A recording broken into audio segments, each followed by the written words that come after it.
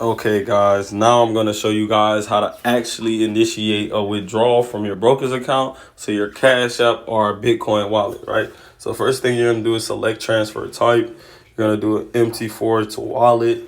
So the account, so USD wallet, so $76.12.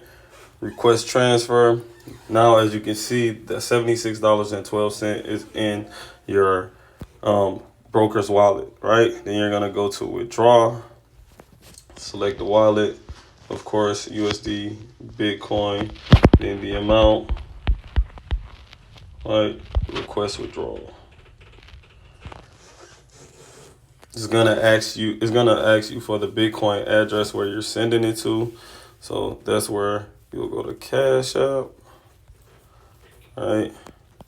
Go to the home button again, Bitcoin, withdraw Bitcoin, deposit Bitcoin, I'm sorry, copy the address, go back, paste, withdraw. Success. And that is how you successfully withdraw Bitcoin.